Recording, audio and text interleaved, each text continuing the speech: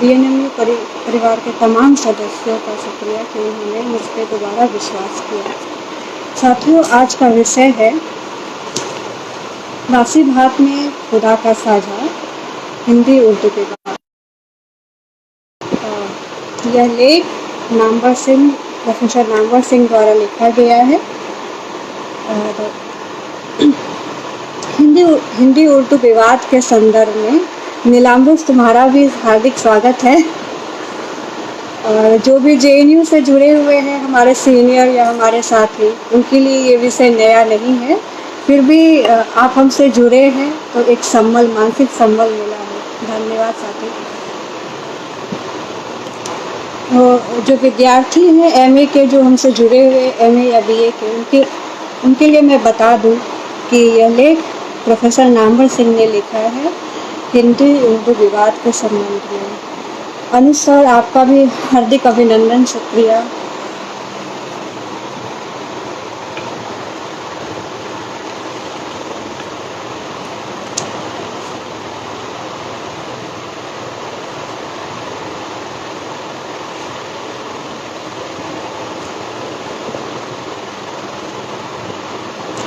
देखिए, जहाँ तक मुझे लगता है हिंदी उर्दू का सवाल है या भाषा का ही सवाल है, उसमें जो विवाद है वो नया नहीं है। आरंभिक दौर में भी विवाद होते रहे हैं, नवजागरण काल में भी। ईस्ट इंडिया कंपनी से जब आप देखेंगे तो वहाँ भी विवाद होता हुआ है। और बाद में हिंदी उर्दू के मामले में जो विवाद आया, तो आज जो मैं बोलूँगी वो नवजागरण या उस दौर में भारतेंदु युग के बारे में उतना मैं नहीं बात करूँगी। मेरे व्याख्यान का जो मुद्दा रहेगा वो बासी भात में खुदा का साझा, उस पर ही केंद्रित में रहूँगी, क्योंकि ये विषय बहुत लंबा है और इस पर बात करना मुझे नहीं लगता है कि एक दिन में संभव है। हमें भाषा विमर्श प्रोफेसर वीर भारत तलवार सर पढ़ाया करते थे और अभी मुझे नहीं पता कि जेएनयू में कौन पढ़ाते हैं। कल मैं प्रोफेसर निरंजन सहाय सर, वो हमारे जेएनयू के सीनियर हैं, उनको सुन रही थी, अस्मिता विमर्श में भाषा का सवाल, और उनसे भी बहुत कुछ सीखने को मिला। जाहिर है वो भी, उनके भी गुरु प्रोफेसर वीर भारत तलवार ही हैं। सही बात तो यह है कि जो भाषा पे हमारी समझ जो बनी एक विज्ञान के विद्यार्थी होने के बाद जेएनयू जाके, वो प्रोफेसर वीर भारत तलवार के कारण ही बन पाई। और भाषा को देखने का, भाषा को बरतने का, भाषा को समझने का एक नया नज़रिया मुझे लगता है कि उन्होंने मतलब एक पूरी पीढ़ी को ही उन्होंने बनाया है और संवारा है एक तरह से। तो बासी भात में खुदा का साझा, इस आलेख में जो मुख्य बिंदु है, मैं उसके बारे में बात करूंगी अभी। इसमें देखिए 4-5 चीज़ मुझे लगता है कि प्रोफेसर नामवर सिंह ने पॉइंट चिन्हित करने की कोशिश की थी। क्या? तो पहला कि उर्दू को दूसरी राजभाषा बनाने का जो मुद्दा था, राजभाषा के सवाल पे जब विवाद हुआ था, और उस समय ये मुद्दा बहुत जोर पकड़ा था कि उर्दू को भी दूसरी राजभाषा या उर्दू को राजभाषा ही बनाया जाए, हिंदी के बरक्स या अंग्रेजी के बरक्स हिंदी को राजभाषा या उर्दू को राजभाषा बनाने की बात की जा रही थी। तो एक ये पॉइंट है कि उर्दू को दूसरी राजभाषा बनाने का मसला, और जिसपे कि हम अभी मैं पॉइंट बता रही हूँ जिसपे आगे बात होगी। और दूसरा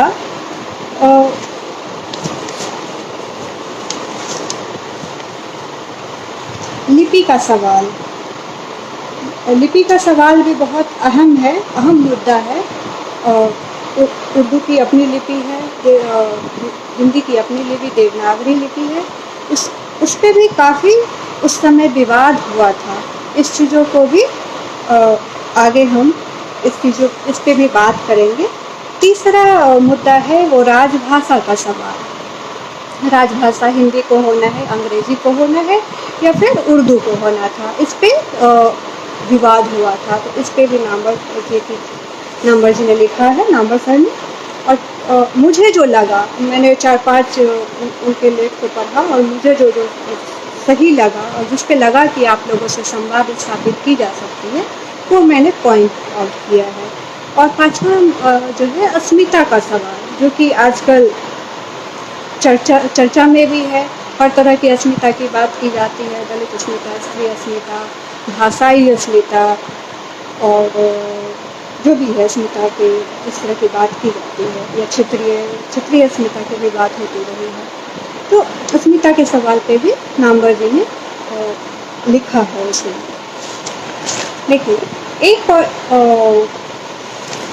जो भी विद्यार्थी जुड़े हैं, शायद वीर भारत तलवार सर की परंपरा को मैं आगे बढ़ाते हुए कुछ पुस्तक का नाम बता दे रही हूँ। मैं फिर बता दे रही हूँ कि जो विद्वान है यहाँ जुड़े हुए, उनके लिए उनको मैं इस तरह संबोधित नहीं कर रही, उनसे मुझे सीखने का ही मौका मिलेगा भविष्य में। जो विद्यार्थी जुड़े हुए हैं उनको मैं बता देती हूँ कि प्रोफेसर वीर भारत की ही तलवार है रस्साकशी, जिसमें 19वीं सदी का नवजागरण और पश्चिमोत्तर प्रांत सारांश प्रकाशन से प्रकाशित है। तो जब भी आप पढ़ेंगे और भाषा के सवाल पे जब भी आपको और अधिक जानकारी चाहिए, तो इस किताब को ध्यान रखिएगा और पढ़िएगा। आपकी बहुत सारी भ्रांतियाँ, बहुत सारी समझ भाषा को लेके विकसित होगी। दूसरा है हिंदू परंपराओं का राष्ट्रीयकरण, भारतेंदु हरिश्चंद्र और 19वीं सदी का बनारस, वसुधा डालमिया का, जो कि राजकमल प्रकाशन से प्रकाशित है। और तीसरा किताब तीसरी मुझे लगा कि मेरे एक मित्र हैं और क्लासमेट ही हैं और नए हैं, उन्होंने काफ़ी अच्छा काम किया है, तो मैं चाहती हूँ कि आप लोग उनकी किताब को भी पढ़ें। मुझे तो काफ़ी अच्छा लगा किताब, शायद आपको भी अच्छा लगेगा। कंपनी राज और Hindi, fort William college, शीतांशु associate professor हैं, इनकी किताब है। भाषा पे खासकर इस फोर्ट विलियम से संबंधित जितनी चीज़ें हैं उसमें बहुत गहन और विशद अध्ययन इन्होंने किया और लिखा है। हिंदी उर्दू विवाद पे एक और आर्टिकल है जो कि हमारे ही क्लासमेट ने लिखा है, और ये मिजोरम विश्वविद्यालय में असिस्टेंट प्रोफेसर है। 19वीं सदी का हिंदी नवजागरण बनाम हिंदी उर्दू की रस्साकशी, अमीश वर्मा। ये आपको महात्मा गांधी वर्धा के उस पे साइट पे मिल जाएगा, तो इसको भी आप पढ़ सकते हैं, इस पर भी काफ़ी विस्तृत जानकारी है। एक मेरा भी आलेख है, बहुत सारे विद्वानों का है, मैंने जिस पे ध्यान दिया, मैं किसी का प्रचार नहीं कर रही हूँ, बस चाहती हूँ कि कुछ बच्चे जो मधेपुरा से या पूर्णिया विश्वविद्यालय से भी जुड़े हैं, तो वो कुछ आर्टिकल को ध्यान रखें और उसको पढ़ें, तो उनकी समझ विकसित होगी। कुछ किताबों को पढ़ें। हिंदी उर्दू विवाद के संबंध में अमृत राय तथा अन्य उर्दू विद्वानों का दृष्टिकोण, ये मेरा आलेख है। इसमें भी हिंदी उर्दू विवाद से संबंधित जो भी समस्याएं हैं उस पर मैंने लिखा है, ये भी प्रकाशित हो चुकी है। अब आते हैं नामवर सिंह, प्रोफेसर नामवर सिंह के बासी भात में खुदा का साझा, इस पर उन्होंने क्या कहा है। इससे इस विषय के आने से थोड़ा सा पहले मैं चाहूँगी कि अमृत राय ने, क्योंकि मैं देखती हूँ और भी लोगों को सुन रही थी अपने सीनियर को भाषा पे, तो उन्होंने नामवर सिंह, भारतेंदु हरिश्चंद्र या जो भी पुराने लोग हैं उनके बारे में काफ़ी बातचीत की है, और फोर्ट विलियम कॉलेज का और उस समय की काफ़ी बात होती है, त्रिभाषा फार्मूला की भी काफ़ी बात होती है। लेकिन मैंने एक दिन पूछा भी था, एक सर हमारे सीनियर लाइव थे, तो अमृत राय के जो विचार हैं हिंदी उर्दू विवाद पे, उस पर बहुत कम काम हुआ है, जबकि उनके बहुत महत्वपूर्ण विचार हैं इस पर। तो मुझे लगता है कि उस पर भी काम करने की ज़रूरत है। अगर कोई विद्यार्थी इंटरेस्टेड हो तो उस पर काम कर सकते हैं आगे। उन्होंने भी 2-4 उनकी जो किताब है उसका भी मैं 2-4 पॉइंट आपको बताऊंगी। किताब का नाम है उर्दू क्षेत्रीय भाषा की माँ अमृत राय। इसमें उन्होंने जो मुख्य मुद्दा उठाया वो सांप्रदायिकरण का, भाषा के सांप्रदायिकरण का। और दूसरा मैं पढ़ ही देती हूँ कुछ पॉइंट को। जिस तरह उनकी किताब से है ये पॉइंट मैं बता रही हूँ। जिस तरह भाषाओं का सांप्रदायिकरण हो रहा है उसके परिणाम भयानक होंगे। ये गुमराह लोग हैं। एक सांप्रदायिकता अगर वह है जो हिंदी को हिंदू का पर्यायवाची समझती है और उर्दू से इसलिए परहेज करती है कि उसका लगाव मुसलमानों से है, तो दूसरी सांप्रदायिकता वह है जो उर्दू को इस्लामी ज़बान कहती है और हिंदी से इसलिए परहेज करती है कि उसका लगाव हिंदुओं से है। मैं अमृत राय से इसको इसलिए कनेक्ट जोड़ रही हूँ कि प्रोफेसर नामवर सिंह सर ने वो जो मुद्दा उठाया है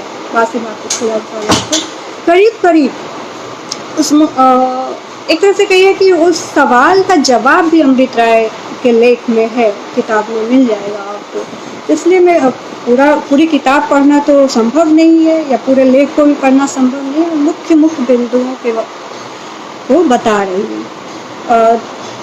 दूसरा, इससे दोनों भाषाओं के परस्पर निकट आने की संभावना सदा के लिए मिट जाएगी कि हिंदी प्रदेश के पास अपनी एक भाषा हो और यह मांग उर्दू के अलग अस्तित्व पर कानूनी ठप्पा लगा देगी। इससे क्या होगा? दोनों भाषाओं के परस्पर निकट आने की सहज स्वाभाविक प्रक्रिया पर रोक लग जाएगी और उनकी पृथक स्थिति का तर्क उन्हें एक दूसरे से दूर और दूर तक करता जाएगा। इससे देश की अखंडता को भी खतरा पैदा हो सकता है। किससे? जो ये विवाद चल रहा है। शुक्रिया नीलांबुश, तुमने भी काफी अच्छा काम किया है। इससे देश की अखंडता को भी खतरा पैदा होगा। इससे इसी तरह अन्य पृथकतावादी भाषाई मांगों को बल मिलता है जो हिंदी प्रदेश को खंड खंड विभाजित कर दे। अब क्या है, अमृत राय साहित्यिक भाषाओं के रूप में उर्दू के पृथक अस्तित्व की बात मानते हैं, लेकिन इसको दूसरी राजभाषा के रूप में वह स्वीकार नहीं करते।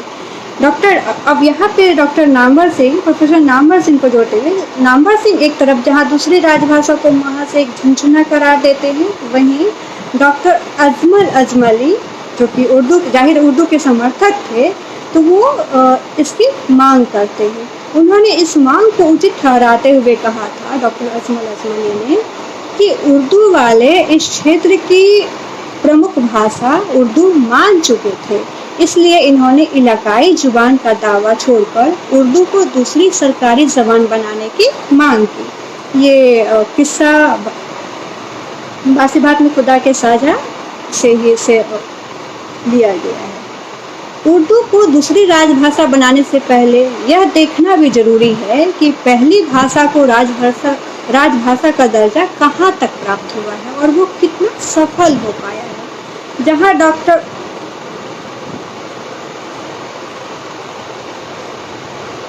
खैर, ये कुछ मुद्दे मुझे लगा कि जो मैं आप लोगों से शेयर करूँ। उसमें बहुत सारे मुद्दे हैं जिस पे बात की जा सकती थी और बात की जा सकती है, लेकिन कुछ मुद्दे बिल्कुल Namvar Singh sir, professor Namvar Singh sir और अमृत राय, इसके विचार दोनों बहुत मिलते जुलते लगे, इसलिए मैं सोची कि आपसे इस चीज़ को साझा करूँ।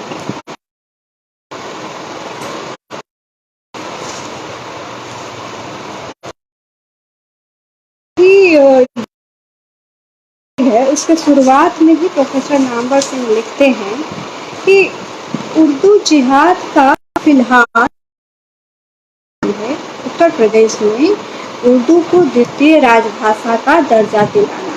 बिहार में यह दर्जा 1981 में ही मिल गया। आंध्र प्रदेश ने भी यह दर्जा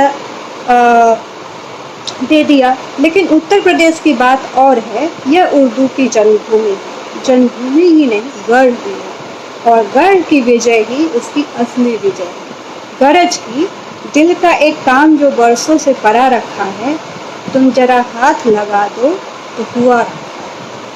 ये शुरुआत इस लेख का शुरुआत ही प्रोफेसर नामवर सिंह इस तरह की भाषा से, इस तरह के लहजे से करते हैं। वो नामवर सिंह, वो प्रोफेसर नामवर सिंह जो कि अन्य जगहों पे उर्दू हिंदी के बहुत बड़े हिमायती रहे हैं। जो बच्चे JNU जवाहरलाल नेहरू विश्वविद्यालय के बारे में नहीं जानते हैं तो मैं बता दूं कि वहाँ हिंदी और उर्दू विभाग, अभी तो और भी विभाग बन चुके हैं। पहले हिंदी उर्दू विभाग दोनों साझा शुरुआत की गई थी, विभाग की स्थापना की गई थी, जिसको गंगा जमुनी संस्कृति के तहत इस विभाग की स्थापना हुई थी। और जो हिंदी के विद्यार्थी हैं और हम लोग भी जिस बैच में गए थे, अभी भी 1 साल हमें सर्टिफिकेट कोर्स करना पड़ता है उर्दू का। हमें उर्दू में विषय में पास होना पड़ेगा और लिखने में भी हमारे साथी नीलाम्बुर जुड़े हुए हैं। ये कविता भी बहुत अच्छा लिखते हैं और उर्दू अभी तक ये बहुत अच्छा लिख लेते हैं। मुझे लगता है कि किसी भी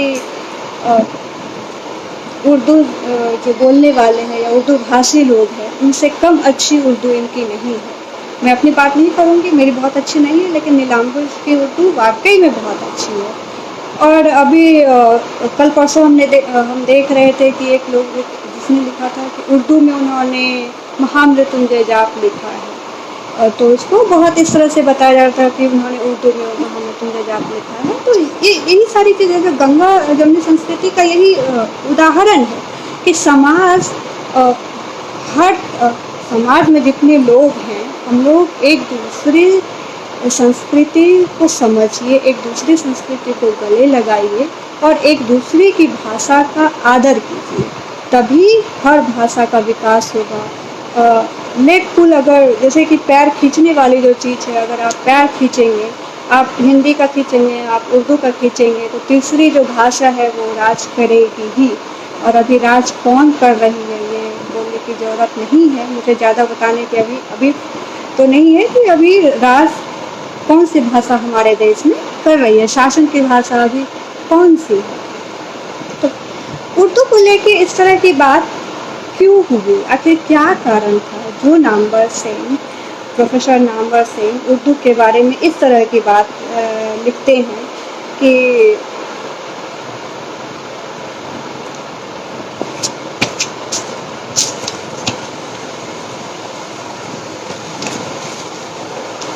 हाँ, मैं भी इस देश में उर्दू की तरह रहता हूँ। यह भी एक आलेख है प्रोफेसर नामवर सिंह का।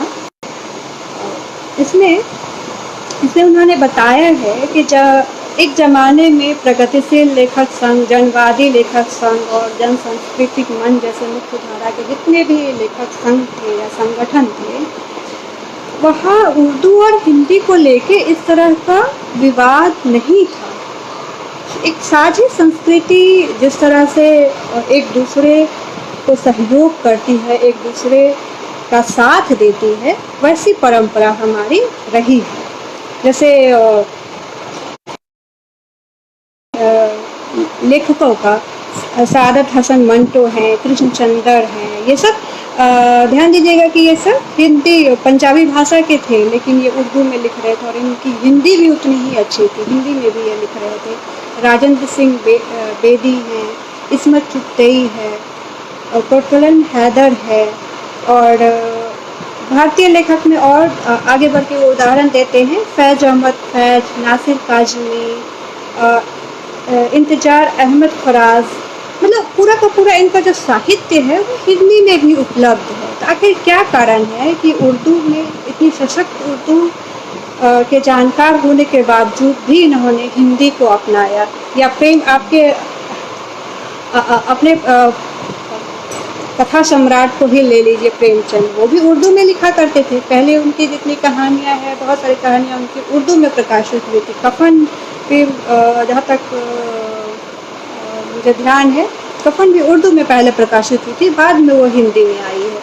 तो कहने का मतलब यही है मेरा कि आखिर क्या कारण है कि इस दोनों भाषा में इस तरह का विभेद एक खास समय में आके इतना विभेद उत्पन्न हो गया। ऐसी कौन सी चीज़ थी जिसके कारण इस तरह की समस्या हुई समाज में कि जो एक दूसरे के बिना रह नहीं सकते थे, जो एक दूसरे के पूरक थे, वो एक दूसरे को देखना नहीं चाह रहे हैं या वो एक दूसरे के बारे में बात नहीं करना चाह रहे हैं।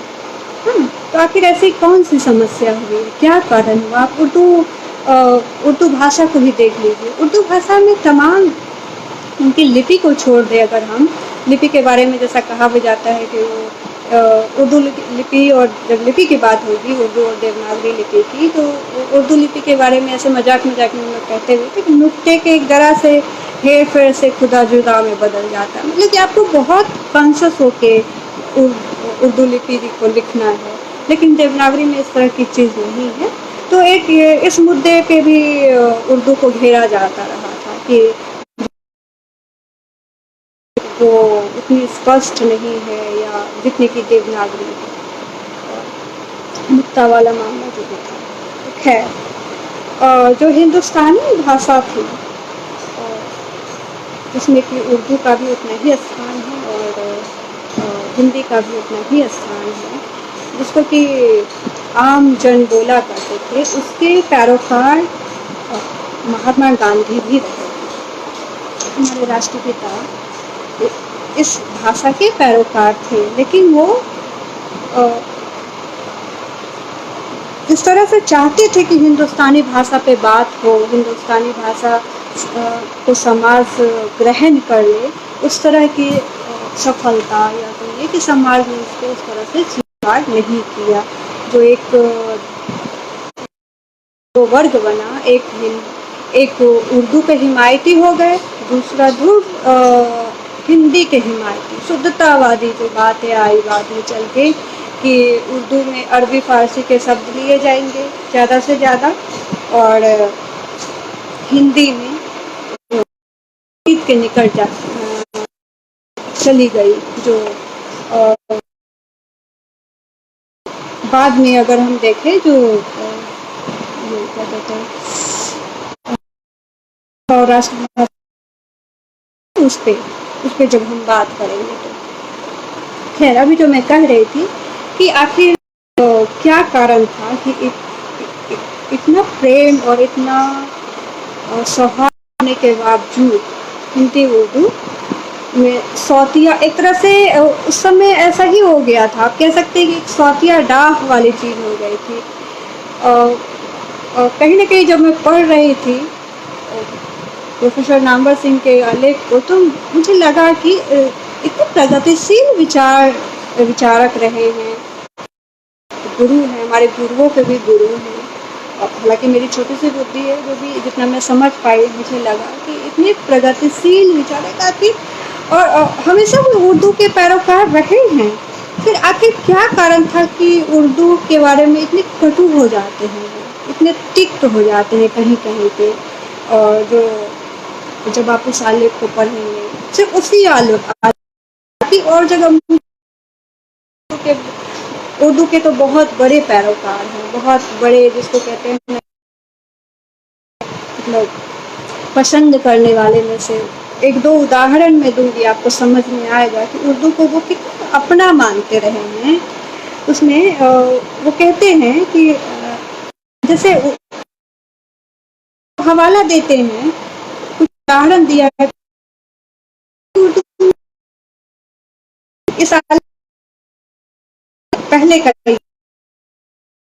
शब्द भेद नहीं है। आम लोग आम बोलचाल की भाषा में उर्दू का भी उतना प्रयोग कर रहे हैं जितना कि हिंदी का प्रयोग कर रहे हैं, और कहीं कहीं तो हिंदी के बरक्स उर्दू भाषा का प्रयोग ज़्यादा कर रहे हैं, उर्दू भाषा के शब्दों का ज़्यादा प्रयोग कर रहे हैं। तो जैसे उन्होंने उदाहरण दिया है कि आज आप देखिएगा शायद टीवी में उन्होंने कहा, जैसे उन्होंने टीवी में, अखबार में, न्यूज़ में भी, समाचार में, जो अखबारों की ज़बान, इन लोगों की जो ज़बान है वो बदल गई है। जैसे कि आपत्ति को ऐतराज़ कह देते हैं। जो बच्चे होंगे वो जानते होंगे, कुछ मूवी हिंदी में एक मूवी आई थी ऐतराज़ करके, उन्होंने क्यों नहीं आपत्ति लिख दिया, वो चाहते तो आपत्ति भी लिख देते। तो भाषा की लचकता पे जाते हैं, भाषा की क्या कहिएगा, मिठास पे जाते हैं, तो आप उर्दू के पास जाते हैं। फिर जब विवाद होता है तो आपको उसमें अरबी फारसी नज़र आने लगता है, हिंदी में संस्कृत नज़र आने लगता है, इस तरह की चीज़ें। फिर क्यों नज़र आता है उस पर भी बात होगी। तो जो कहते हैं कि आपत्ति को एतराज़, कठिन को मुश्किल और विपत्ति को मुसीबत कहने में किसी को गुरेज नहीं। ये आम बोलचाल में ये हम बातें रखते हैं, बातें करते हैं। और उन्होंने इसी बात को आगे बढ़ाते हुए निदा फाजली का एक शेर उद्धृत किया, सब मेरे चाहने वाले हैं, मेरा कोई नहीं। सब मेरे चाहने वाले हैं, मेरा कोई नहीं। मैं भी इस देश में उर्दू की तरह रहता हूँ, मैं भी इस देश में उर्दू की तरह रहता हूँ। यहाँ उन्होंने कहा है कि यहाँ पे ध्यान दीजिए फाजली जी, उन्होंने देश शब्द का प्रयोग किया है। मकसद यही था कि यहाँ उन्होंने देश शब्द का प्रयोग, तो वो उर्दू के शायर हैं, लेकिन जब वो लिख रहे हैं वहाँ लगा उनके देश, वो जो कहना चाह रहे हैं वो अपनी चीज़ों की अभिव्यक्ति ज़्यादा कर पाएंगे, तो उन्होंने क्या कहा, देश शब्द का प्रयोग किया। सब मेरे चाहने वाले हैं, मेरा कोई नहीं। मैं भी इस देश में उर्दू की तरह रहता हूँ। उन्होंने मुल्क का प्रयोग नहीं किया। यही भाषा को बरतने की बात होती है कि जहाँ आपको लगता है कि अगर हम शब्द को, और जो आम जनता में प्रचलित भाषा है, तो हमें क्यों नहीं लेना चाहिए, सिर्फ इसलिए कि वो एक खास वर्ग या खास समुदाय की भाषा है, या समुदाय की भाषा को बना दिया गया है। हिंदी एक खास समुदाय की भाषा है। हर जबान ये पूरे भारतीयों की भाषा है। हमें तो सिर्फ हिंदी उर्दू क्यों, हमें हर उस भाषा को सीखने की ज़रूरत है। हम जिस तरह से हिंदी सीखने के लिए कह रहे हैं, मान लीजिए त्रिभाषा फार्मूला की बात हम करें, बाद में उसी भाषा खुदा सजा में प्रोफेसर नामवर सिंह राजभाषा की बात भी लिखते हैं कि राजभाषा पे मैं थोड़ा पढ़ ही देती हूँ तो आपको क्लियर हो। राजभाषा होकर हिंदी जिस तरह आम जनता से कटते हुए अपनी सृजनात्मकता खो रही है, इससे उर्दू को सबक लेना चाहिए। उर्दू तो पहले से ही एक परजीवी सांस्कृतिक समुदाय की छाया में लंबे काल तक रहने के कारण अपनी सहज जीवनी शक्ति काफी खो चुकी है। इस नई होड़ में तो उसके अस्तित्व पर ही बनाएगी। गौर से देखें तो दूसरी राजभाषा का दर्जा एक छलावा है, दिल के बहलाने को ये अच्छा ख्याल है। मतलब जो राजभाषा की बात हो रही थी, राजभाषा राष्ट्रभाषा की बात हो रही थी, तो इसमें स्वतंत्रता के बाद खासकर जब भाषाई या क्षेत्रीय आधार पे भी राज्य बनाने पुनर्गठन की बात हुई, और जैसा कि कल सहाय सर ने भी कहा, जिसे हम जानते भी हैं, मैं उनको सुन रही थी, तो शुरुआत के 1-2 साल में भाषा के आधार पर नहीं की गई, क्योंकि उस समय जाहिर है कि उस समय जब स्वतंत्रता आंदोलन के तुरंत बाद हमें और भी अन्य मुद्दे हमारे लिए अहम थे, राजभाषा और राष्ट्रभाषा के बरक्स।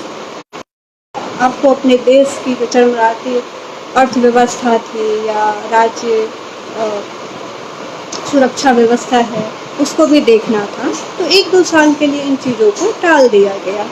बाद में जब भाषाई आधार पे राज्य पुनर्गठन की बात हुई, तो बहुत उग्र आंदोलन भी हुए, खासकर दक्षिण में, और तमिल भाषा को लेके बहुत उग्र आंदोलन हुए, और आंध्र प्रदेश का गठन मुझे लगता है कि उसी आधार पे हुआ है, भाषाई आधार पे ही आपके पंजाब का भी गठन हुआ है।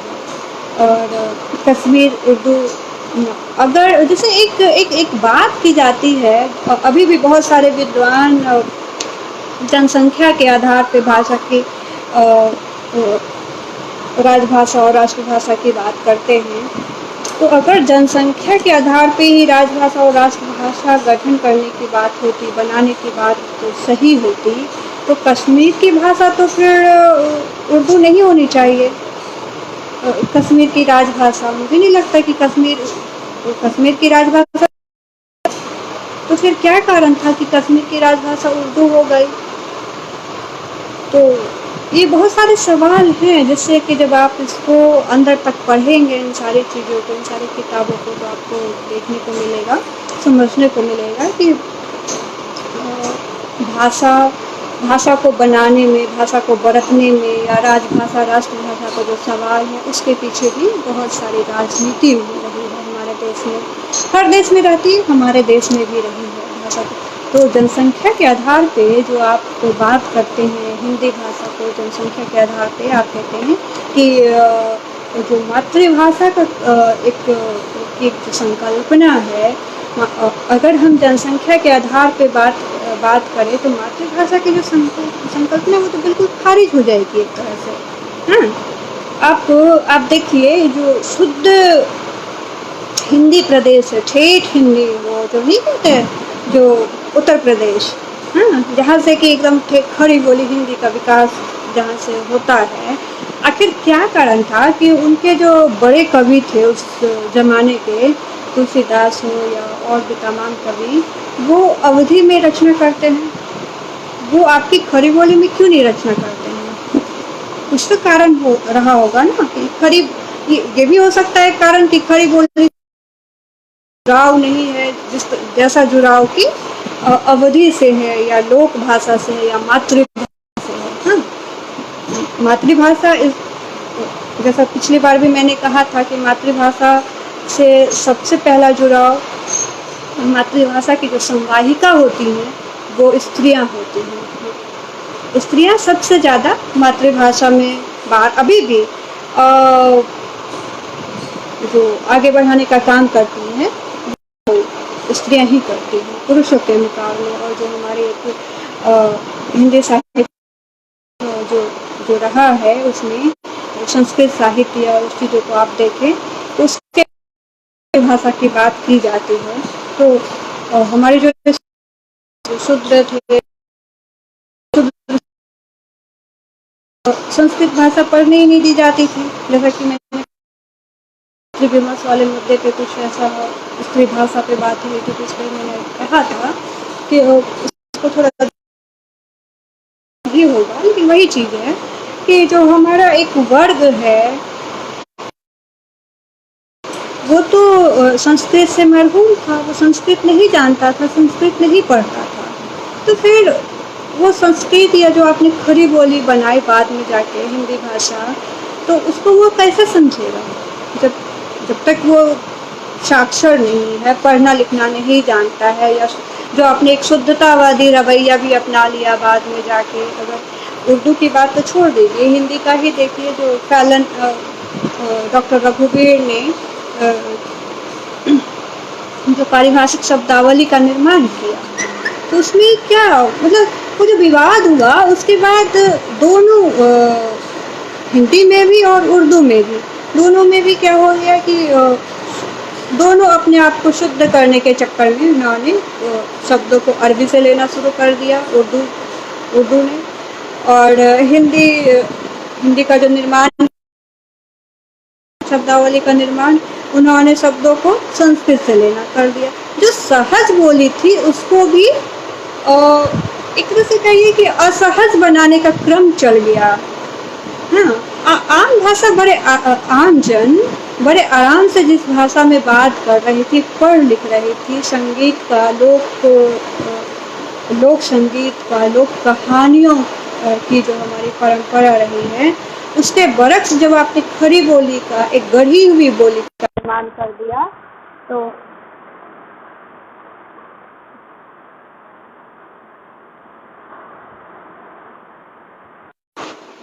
माफ कीजिएगा, एक आ गया था जी।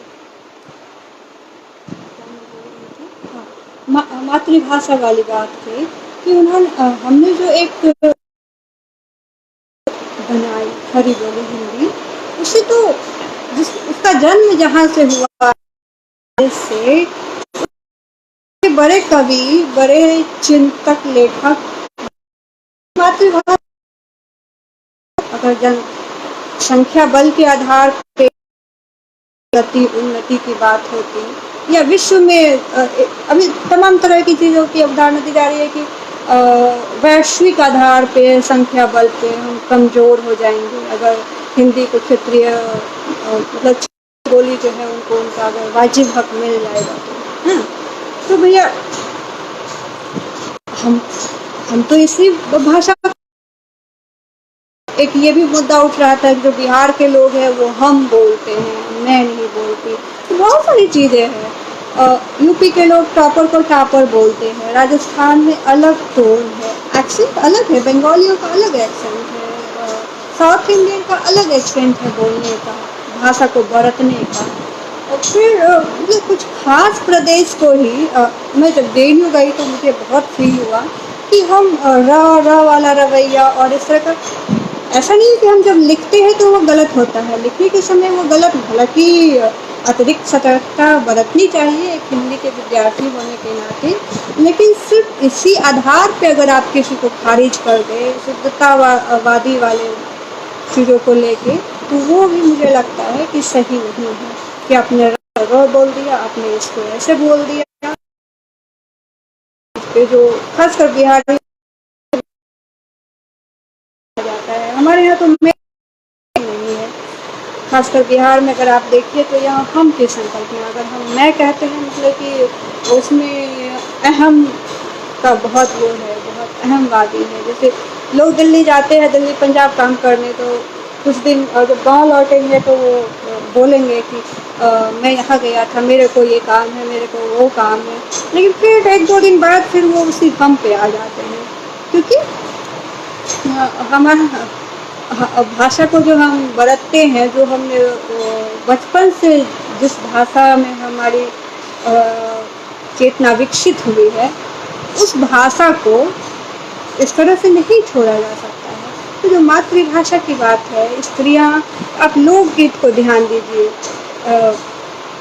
लोकगीतों में जिस तरह के भाव प्रकट होते हैं वो भाव खड़ी बोली हिंदी में नहीं प्रकट हो पाते हैं। खड़ी बोली में आप उस तरह अपने आप को उस तरह से, मुझे तो लगता है कि मैं अपने आप को उस तरह से कनेक्ट नहीं कर पाती हूँ जितना कि अपनी क्षेत्रीय भाषा, जो मेरी की अपनी भाषा, यहाँ तक कि मेरी अपनी भाषा अंगिका है और मैथिली बगल के ज़िले में मैथिली बोली जाती है, और फिर भी मुझे मैथिली सुनने में अटपटा लगता है, हाँ, जितना कि अंगिका से मैं अपने आप को कनेक्ट कर पाती हूँ। तो शायद यही चीज़ मैथिली भाषी लोगों के साथ भी होती होगी कि वो अंगिका से अपने को उतना कनेक्ट नहीं कर पाते हैं जितना कि वो खड़ी बोली या अपनी भाषा से करेंगे। तो और भाषा को लेके एक हीनता वाला बोध भी मुझे लगता है, और खासकर हिंदी पट्टी में ही सबसे ज़्यादा ये हीनता बोध मुझे देखने को मिलता है कि दिखता कुछ और है और वाकई में होता कुछ और है। आप देखिए, जिस हिंदी के आप इतने बड़े पैरोकार हैं, जो हमारे बड़े प्रोफेसर्स और जो हिंदी के पैरोकार हैं या लेखक हैं, बड़े लेखक, वो खुद उनका सारा काम अंग्रेजी में होता है, खुद उनके बच्चे अंग्रेजी में पढ़ते हैं। मैं हिंदी की प्रोफेसर हूँ, मेरी बेटी खुद अंग्रेजी में बात करती है, उसे तो हिंदी अभी तक ठीक से बोलने ही नहीं आ रहा है। तो हम क्या करें आखिर? जो शासन है, उस देश का जो शासक वर्ग है, वो तो सारा काम अंग्रेजी में कर रहा है। आपने गली गली में तो एक कुकुरमुत्ते की तरह अंग्रेजी स्कूल खोल रखे हैं, और आप बात करते हैं कि हिंदी के संख्या बल के आधार पे हिंदी कम हो जाएगी, संख्या बल के आधार पे लोगों को हिंदी पढ़नी चाहिए, तो गरीब गुरबे के बच्चे हिंदी पढ़ेंगे। फिर जब वो इंटरव्यू देने जाएंगे तो तब आपका सवाल अंग्रेजी में दागेगा कि भाई आपने इसको पढ़ा है, लिंडा है इसको पढ़ा है, या आपने इसको पढ़ा है, जो भी है, जो कि अंग्रेजी के या यूरोपियन लिटरेचर को आपने पढ़ा है। तो जब तक उनकी अंग्रेजी, मुझे लगता है कि किसी भी भाषा से वैर नहीं होना चाहिए, किसी भी भाषा से वैर नहीं रखना चाहिए, हर भाषा को तवज्जो देनी चाहिए, लेकिन इसका ये मतलब नहीं है कि हम हिंदी और उर्दू छोड़ के अंग्रेजी को बिठा लें राजभाषा के रूप में या राष्ट्रभाषा के रूप में, लेकिन अंग्रेजी को भी सीखना उतना ही ज़रूरी है आज के दौर में जितना कि हम हिंदी को बरतने की बात करते हैं। आप देखिएगा जितने भी बड़े प्रोफेसर हैं सबके बच्चे विदेश में पढ़ते हैं, जितने भी बड़े डॉक्टर हैं सबके बच्चे विदेश में पढ़ते हैं, वो विदेश में हिंदी पढ़ के जाते हैं। अंग्रेज जाहिर है वो अंग्रेजी कॉन्वेंट स्कूल से पढ़ के निकले हैं, उनके बच्चे वहाँ पढ़ेंगे और आपको सलाह दी जाती है कि आप हिंदी में पढ़ो, हिंदी में बढ़ो। तो पहले आप जो आप सलाह देते हैं उसको खुद करिए, खुद ज़मीनी स्तर पे अपने यहाँ से ही शुरुआत कीजिए। दूसरे के कंधे पे बंदूक रख के तानना आसान है चलाना, जब अपने पे बात आती है तो लोग करते वही हैं। और अंग्रेजी भाषा को लेके हमारा एक जो कॉलोनियल माइंडसेट है खासकर शासक वर्ग का, वो भी बहुत अजीब है। जो हमारे समाज के बड़े बड़े लोग हैं खासकर प्रोफेसर्स डॉक्टर्स, वो सामने तो ऐसे दिखाएंगे कि हिंदी के कितने बड़े पैरोकार हैं, लेकिन जब आपका जज करना होगा, आपको जज करना होगा, वो आपसे बात करेंगे हिंदी में, अंग्रेज़ी में। वो जानना चाहेंगे कि अंग्रेज़ी में इसका क्या मतलब, ये बात कर सकता है सामने वाला या नहीं कर सकता है, या हो सकता है कि छुपाने के लिए वो चीज़ों को अंग्रेज़ी में या अपने आप को ज़्यादा वो बताने के लिए अंग्रेज़ी में बात करने लगते हैं। एक बार का वाक़या है, जब मैं अपने भाई के साथ दिल्ली से ही बिहार जा रही थी, दरभंगा के आसपास मुझे लगता है ट्रेन से बहुत कम, हालांकि मैं ट्रेन से गई हूँ, कम जाती थी। उसका लोकल ट्रेन से जैसे एक ही ट्रेन पे जाके बैठ गए वहाँ चले गए, लेकिन उस बार किसी लोकल ट्रेन पे मैं बैठी थी जो मुझे बहुत अनुभव नहीं है, लेकिन उस बार का अनुभव मेरे दिमाग में अभी तक बैठा हुआ है कि एक डॉक्टर साहब थे, जाहिर है बड़े डॉक्टर थे, अभी नाम लेना ठीक नहीं होगा, मुझे ध्यान भी नहीं क्या नाम था उनका, खैर। तो वो ऐसे बातचीत के क्रम में जब उनको पता चला कि मैं JNU से हूँ, JNU से पढ़ रही हूँ JNU में, तो उनको विश्वास नहीं हुआ कि खगड़िया जैसे पिछड़ी इलाके से, और वो भी लड़की, और फिर वो तमाम हथकंडे अपना के जानना चाह रहे थे कि मेरा क्या नाम है, मेरे पापा का क्या नाम है, लाला जो भी चीज़ें। फिर जब इससे भी नई बात बनी तो उनको विश्वास नहीं हो रहा था कि मैं JNU में पढ़ रही हूँ। तो फिर उनको लगा कि भाई अब इससे अंग्रेज़ी में क्वेश्चन करो, तो वो मुझसे कुछ क्वेश्चन अंग्रेज़ी में करने लगे, तो मुझे गुस्सा आ गया। मैं विज्ञान की विद्यार्थी रही थी, अंग्रेज़ी मेरी थोड़ी ठीक ठाक है, हिंदी से तो मुझे लगता है कि ज़्यादा ही ठीक है, और बोलना और वो अलग बात है, लेकिन विज्ञान की अभी भी सारी जो स्तरीय किताब है वो अंग्रेज़ी में ही उपलब्ध है। तो मुझे ये समझ में आ गया कि ये जो बंदा ABCD है, ये मुझे जज करना चाह रहा है कि देखिए जो पिछड़े इलाके की लड़की है और जो पिछड़े समाज से है, ये वाकई में JNU में गई कैसे। तो ये जो कॉलोनियल मानसिकता है ना, हमारे समाज में भी जो इतने लेयर्स हैं, वो बोलेंगे कुछ, मंच पे कुछ बोलेंगे, और उनका जो बर्ताव जो अपने जीवन में बरतना है चीज़ों को, वो अलग होता है। तो वही चीज़ है जो मैं कह रही थी कि किसी भी भाषा से बैर और दुराव नहीं रखना चाहिए, हर भाषा को पढ़िए। राजभाषा के सवाल पे बात तो की जाएगी, लेकिन ऐसा नहीं है कि राजभाषा के सवाल पे आप अंग्रेज़ी से मुंह मोड़ लें कि भैया वो जो एकदम से एंग्री अंगमन वाला ना उनकी चीज़ नहीं, अंग्रेज़ी तो इन लोगों ने हम पे राज किया है तो हम अंग्रेज़ी पढ़ेंगे ही नहीं, ऐसी गलती नहीं कीजिएगा। है, अब आते हैं उस मुद्दे पे जो हिंदी उर्दू विवाद पे बहुत चीज़ नहीं है कहने को, खासकर जो नंबर सर ने इसमें कहा था, यही सारा मुख्य मुद्दा था उनका कि उन्होंने ये भी कहना चाहा कि जो उर्दू बोलने वाले हैं, उर्दू के बड़े प्रोफेसर हैं या उर्दू भाषी लोग हैं, तो जो उर्दू का भी अपना एक वर्चस्वशाली वर्ग है, वर्ग था, वर्ग है समाज में भी, उनका भी अपना। तो जो शासन में इतने सालों तक हिंदुस्तान में उन्होंने शासन किया है, तो जो उनकी जो चेतना है, जब एक बार आप शासक बन जाते हैं ना, चाहे वो कहते हैं कि हमारे प्रोफेसर कहा करते थे, अच्छा उनको ध्यान, अच्छा शासन सत्ता में जो भी रहता है या जिसके पास शक्ति है, बात उसी की सुनी जाती है, चाहे वह कोई भी हो। तो एक बार जब सत्ता का स्वाद मिल गया और इतनी लंबी परंपरा रही है सत्ता के, जो मुसलमान हमारे यहाँ शासक वर्ग बनते रहे हैं, तो अचानक से जो उनकी भाषा है जब उनके हाथ से छिनने लगी, उनके अहम पे कहीं ना कहीं ठेस लगा। तो उनको लगा कि मेरी जो शासक की भाषा थी वो छिनी जा रही है। जैसे अंग्रेज आए तो इन्होंने अंग्रेजी को शासक की भाषा बनाने की कोशिश की। तो जाहिर है कि जब मुसलमान हमारे यहाँ थे तो उनकी भाषा फारसी थी, जो दरबार की भाषा थी। फिर फारसी से ही बाद में वो भाषा उर्दू में आए, जिसमें कि आम प्रचलित भाषा ज़्यादा थी फारसी। और शुद्ध अरबी फारसी के जो शब्द थे वो कम थे, जिसमें हिंदी के भी शब्द थे, बस इसकी लिपि देवनागरी थी। तो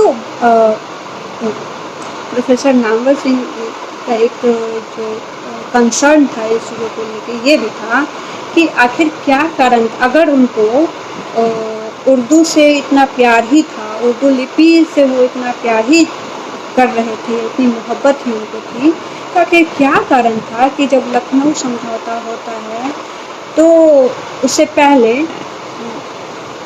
जो भी उर्दू कमेटी में थे, अच्छा शुरुआत में इन्होंने बताने की कोशिश की है कि शुरुआत में तो जो उर्दू कमेटी में थे वो हिंदी के भी लेखकों को उन्होंने लिया है, हिंदी के भी वरिष्ठ लेखकों को उसमें शामिल किया है। बाद में धीरे धीरे उन्होंने सिर्फ उसको उर्दू तक ही सीमित कर दिया कि सिर्फ उर्दू के ही लेखक इसमें रहेंगे और हिंदी के लेखक से धीरे धीरे, या ये भी हो सकता है कि हिंदी के लेखक धीरे धीरे खुद ब खुद उससे किनारा होने लगे उस मुहिम से।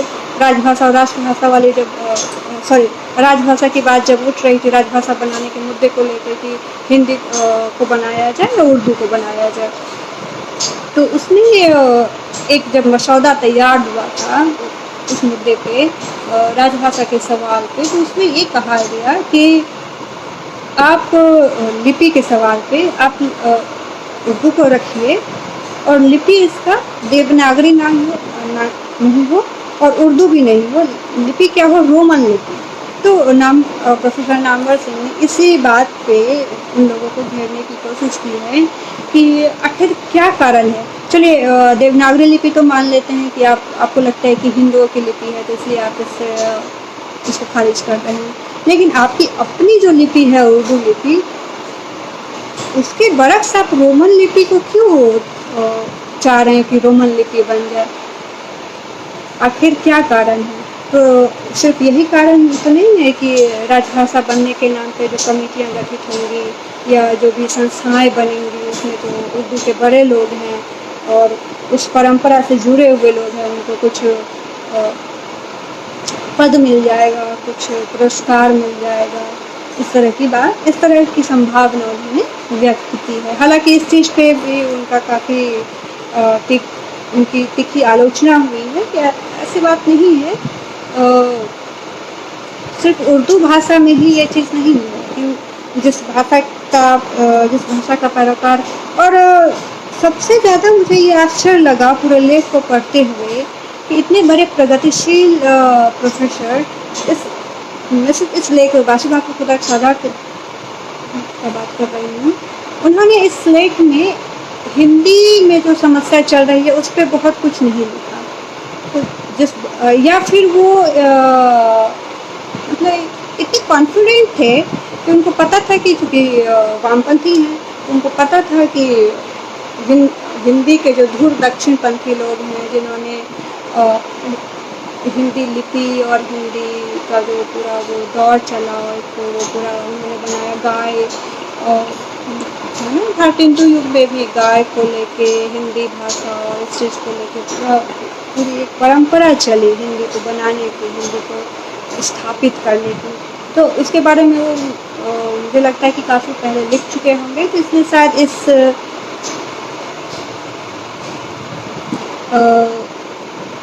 इसमें उन्होंने इस आलेख में उन्होंने ज़्यादा कुछ इसके बारे में नहीं लिखा है। तीसरी बात, 2-3 चीज़ों को मैंने कहा, तीसरी बात जो मुझे लगता है कि वही लिपि के सवाल पे कुछ मैं थोड़ा पढ़ देती हूँ आप लोगों को। नंबर जी की एक चिंता लिपि को लेकर भी हो रहा है। उन्होंने लिखा है कि 1935 में प्रगतिशील लेखक संघ का जो घोषणा पत्र लंदन में तैयार हुआ था, उसमें भारत के लिए एक मुश्तरका ज़बान के रूप में हिंदुस्तानी का जिक्र था, तो एक और मुश्तरका लिपि के रूप में इंडो रोमन का। हालांकि लखनऊ कॉन्फ्रेंस में जो घोषणा पत्र स्वीकृत हुआ, उसमें से एक समय उर्दू के प्रगतिशील लेखक उर्दू लिपि छोड़ने के लिए तैयार थे और उस लिपि को दीन ईमान न समझते थे। यह जरूर है कि उर्दू के साथ नागरी लिपि को भी छोड़ने के हक में थे। शायद लिपि से परहेज के कारण ही उर्दू को भी छोड़ना गवारा था। कैसी विडंबना है कि इंडो रोमन कहकर रोमन लिपि को तो अपना लेना चाहते हैं, पर एक भारतीय लिपि गले के नीचे नहीं उतरती है। यह वही मनोवृत्ति है जो अंग्रेजी को तो गले लगा सकती है, पर हिंदी सहने के लिए तैयार नहीं है। अच्छा,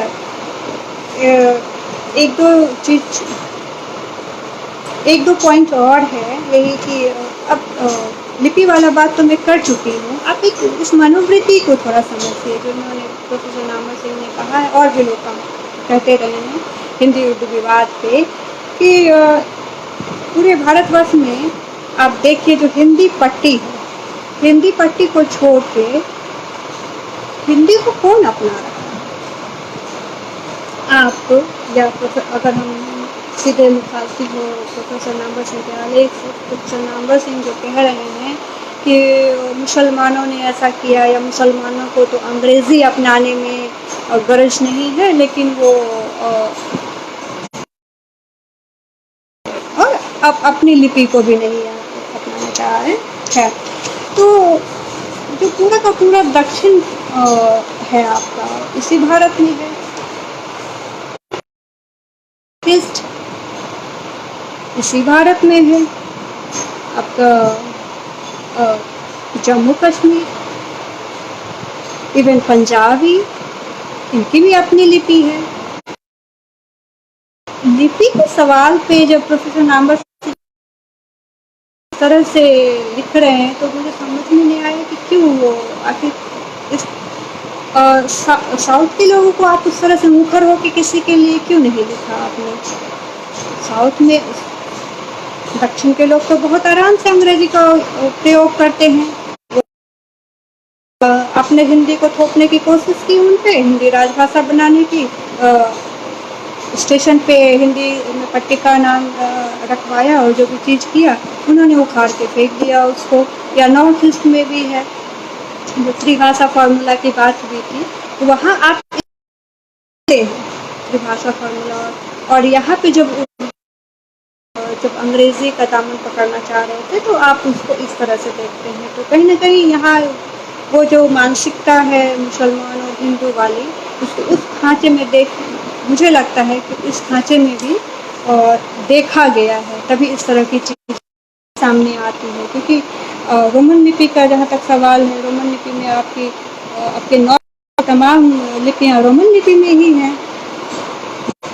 फिर आप अगर देवनागरी आपको इतनी ही प्रिय है और आज़ादी के इतने सालों बाद भी आखिर क्या कारण है कि मिजोरम में 7 साल रही हूँ, क्या कारण है कि मिजो रोमन लिपि में लिखी जा रही है, मणिपुरी बांग्ला भाषा में बांग्ला लिपि में लिखी जा रही है, उनकी भी अपनी लिपि देवनागरी नहीं है। मुझे नहीं लगता कि नागालैंड की भी लिपि देवनागरी है, नागा भाषा की भी लिपि देवनागरी है। अगर अनुसार हो तो अगर वो कभी सुनेंगे तो करेक्ट करेंगे, मुझे ठीक से पता नहीं नागा के बारे में, लेकिन जहाँ तक मुझे ध्यान है नागा की भी लिपि देवनागरी नहीं है।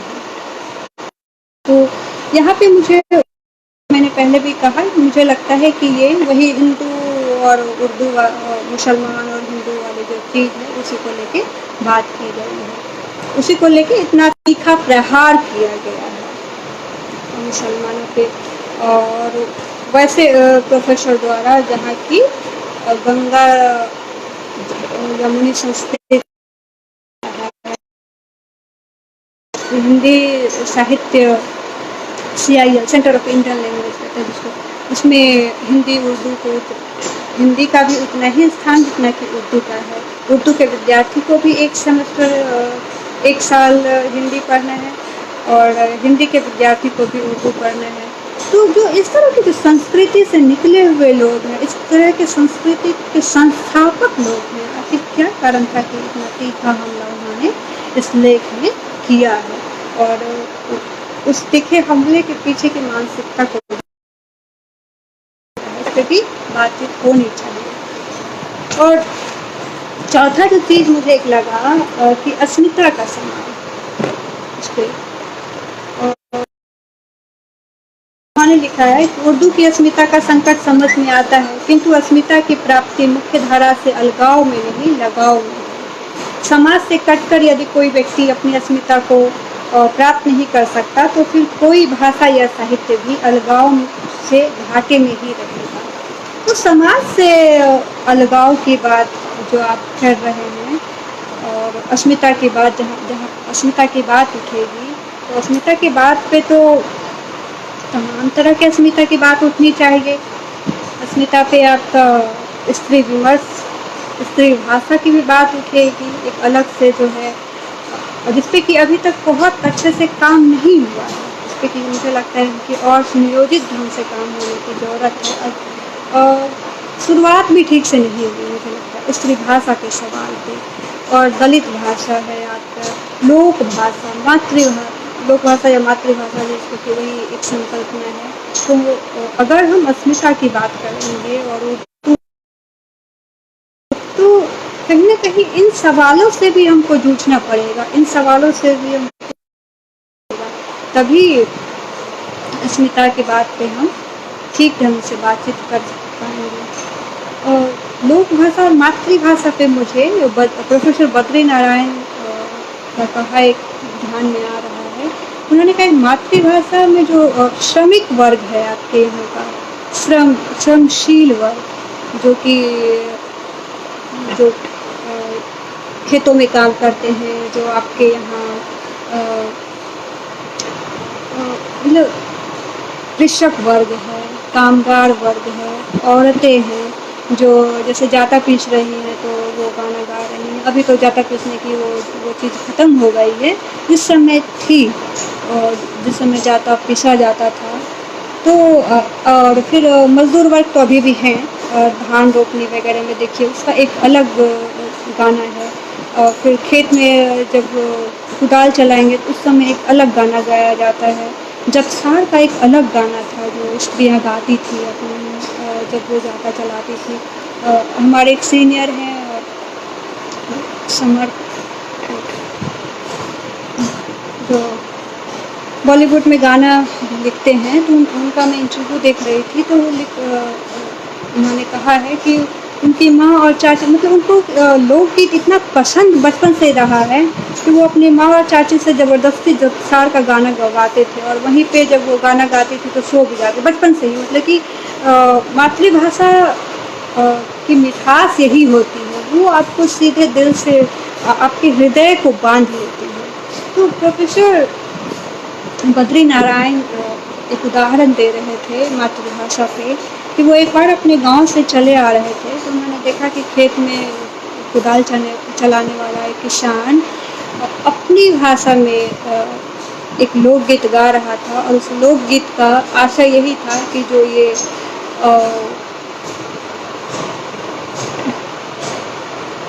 जो गुरूर है आपको अपने देह का, या आपको अपने वैभव का, या आपको अपने स्टेटस का, ये कुछ नहीं है। वो एक निर्गुण गा रहा था कि एक दिन उड़ जाएगा ये, मतलब आत्मा के बारे में कि एक दिन सबको जाना है, और कैसे चला जाएगा और कब जाएगा ये इसका तुम्हें पता भी नहीं चलेगा।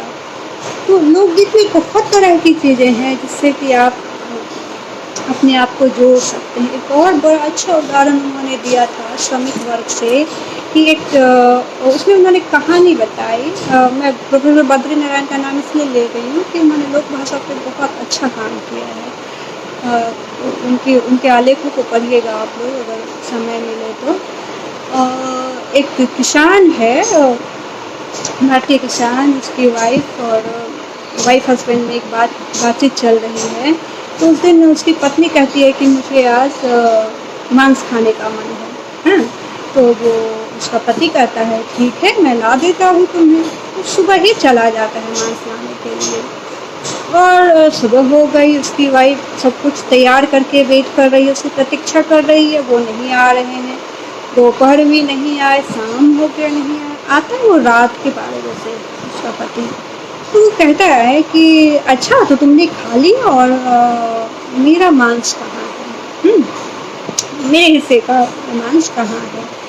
तो उसकी पत्नी आश्चर्यचकित हो जाती है कि, और उसे गुस्सा भी आता है कि बताओ, अगर उसको भोजपुरी में कहें तो ई मर दे, या कैसे हम लोग अगर अंगिका में कहेंगे तो कहेंगे बताओ ये आदमी कैसे पागल छे, एकरा हम भोरे से देख रहा छे, अखनी हमरा कहे छे कि मांस कहाँ छे, मतलब सर पीट के वो ऐसे उन्होंने इसका भोजपुरी में उदाहरण दिया था। मुझे भोजपुरी नहीं आती है तो मैं अंगिका में करी कि वो ऐसे सर पीट के बोल रही है कि बताओ, मैं सुबह से इस आदमी की प्रतीक्षा कर रही हूँ और ये अब जाके 12 बजे रात में मुझसे मांस मांग रहा है और उसने मांस दिया भी नहीं। उसने उसका पति कहता है अरे नहीं, मैं तो बाजार गया था, मैंने मांस खरीदा और मैं तुम्हें भिजवा दिया था। तो वो कह रहा है कि उसकी पत्नी कहती है कि तुमने मांस किसे दिया? तो उसका पति कहता है कि मैंने गिद्ध को, रास्ते में गिद्ध मिला मुझे, मैंने गिद्ध को मांस दे दिया था कि ये मेरी पत्नी को दे देना। तो इस कहानी का जो सार है वो यही है। यहीं से मैं अस्मिता के सवाल पे अपने उसको विराम भी लगाऊंगी कि अब आप गिद्ध को मांस दीजिएगा, चोर को अगर आप कहिएगा कि इस चीज़ की रखवाली कीजिए तो वो क्या करेगा? चोरी ही करेगा। डकैत को कहिएगा कि मेरे घर की रखवाली करे तो डकैती ही करेगा। तो आप अपनी जब भी अस्मिता की बात आएगी तो आप खुद जब तक उसमें आगे बढ़ के काम नहीं कीजिएगा, आप खुद सशक्त नहीं बनिएगा और आप खुद अपनी भाषा के लिए बात नहीं कीजिएगा, तब तक जो मातृभाषा के बरक्स जो दूसरी भाषा या राजभाषा बनाने की बात, तो जनसंख्या बल के आधार पर बनाने की बात की जाती है, वो आपको इस गिद्ध की तरह ही आपके अधिकार को खा जाएगा। आप सभी का बहुत शुक्रिया। मैं नहीं करके गाने को विराम देती हूँ। तमाम जो भी लोग जुड़े हुए हैं